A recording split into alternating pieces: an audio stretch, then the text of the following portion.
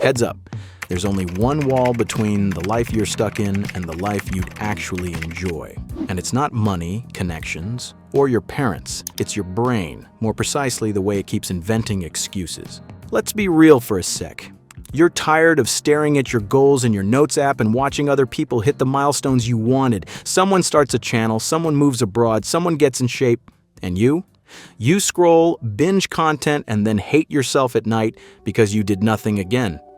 You feel that there's potential inside you, but it's leaking straight into short videos, DMs, and random actions that don't change your life at all. And the funniest part? You kind of know what you should be doing to turn things around, but you still don't. It's like something's grabbing you by the spine and whispering, later, tomorrow, Monday, next year, when I have more energy? All right, let me drop one idea on you that can actually split your life into before and after. Not magic, not a Pinterest affirmation, just psychology and a bit of skeleton wisdom. Imagine a person, let's call them, you. Their money is slowly disappearing. They're doing stuff like studying, watching smart videos, reading about success, pretending they're working on themselves. But in reality, zero. Money goes down, results don't show up. And it all starts to feel like a slow-motion fall. You don't have to live under a bridge to hit rock bottom. Emotional rock bottom is when you look at your life like it's a 4D movie. Everything is shaking, everything sucks, and you're strapped into the seat watching it happen. The best you can do is hit like on someone else's life. People around you seem to live 3 lives at once, and you're just sitting through yours. Now picture this. In that state, you suddenly say yes to something risky. Your friends invite you on a mountain trip. No serious prep, no pro gear, just let's go, it'll be pretty. They take you far away from your normal world. No signal, no delivery apps, just nature, cold, and your thoughts, which you finally can't hide from behind a screen.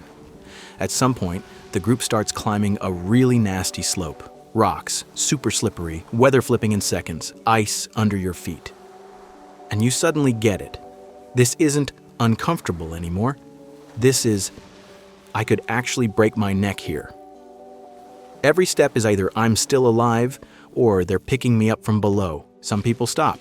One of them starts having a full-on panic attack, shaky hands, weak legs, brain screaming, I can't, that's it, I'm stuck here forever.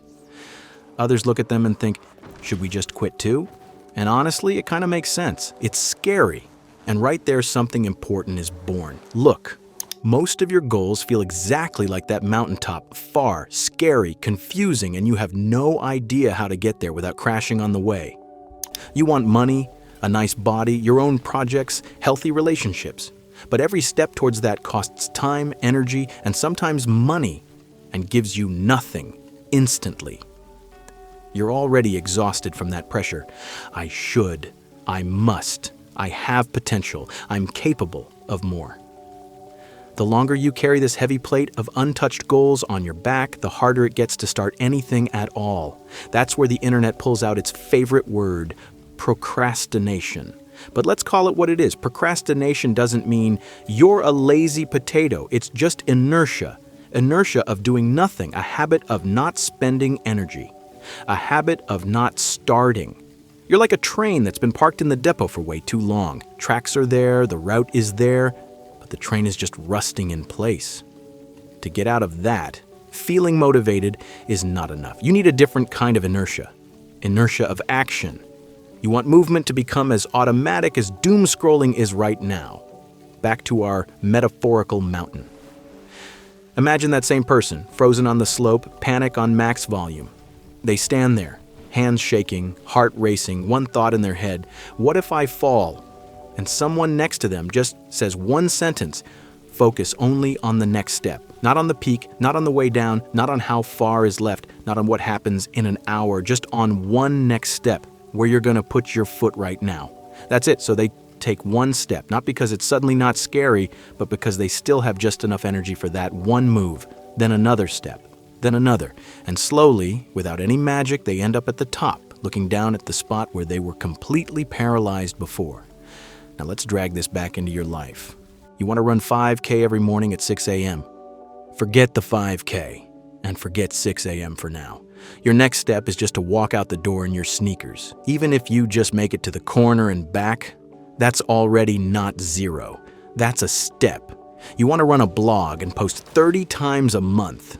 Don't think about 30 yet. Focus on one post. Can't even do that. Cool, we shrink the step. Imagine you just find 3 solid posts from other creators and break down why they work.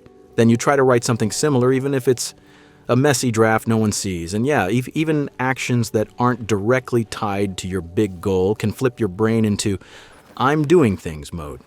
Doing the dishes, 10 squats, cleaning 1 drawer, walking around the block.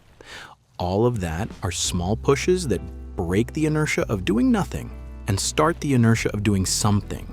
Here's the twist. We think we need energy first, and only then we can act. But most of the time, it works the other way around, which you start doing, and the energy shows up after.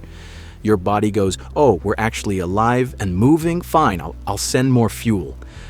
The more you act, the more your body and brain get ready to keep going. Now, a concrete example. Imagine someone who dreams of having a powerful YouTube channel. In their head, perfect videos, fancy setup, tons of subs. In reality, an empty channel and the feeling of, I'm not ready yet. So what do? Instead of waiting a year for the right moment, they just tell everyone they'll make 1 video in 24 hours. 1 video. 1 shot to see what happens if they just move. After that, it's simple. First an idea, then a rough script, then they hit record, edit it however they can, upload. Nothing insane, just a chain of small steps. And suddenly someone's already watching that video. Same thing is going to happen to you. Every time you do even one tiny thing that pulls you closer to your goal, you're shifting your reality a bit. You're not overthinking it, you're acting. And the distance between you and the version of yourself you dream about gets shorter. You have to get this. This mindset won't magically make you a billionaire overnight, but it gives you something more useful, a tool to change your life on purpose through action, small, messy, awkward action, but still action. With these kinds of steps, people really do move countries, start their own projects, help others, buy their loved ones things they always wanted. Not because they got lucky, but because they kept asking themselves the same question over and over. What's one step I can take right now? Not, what's my perfect 12-month plan? Not, how do I reinvent my whole life? But, what is the smallest step I can take today so that tomorrow I'm even half a step closer to my goal? Step, then another, and at some point, you look around and realize you're not standing where you used to be. So here's my question for you, my still fleshy friend. What's the very next step you can take right after this video? Not the smartest, not the most aesthetic, just the real one. And one last rough but honest thought from an old movie. You can put your dreams in one hand and your inaction in the other. It's going to become obvious really fast which one fills up first. You can figure out the conclusion from there.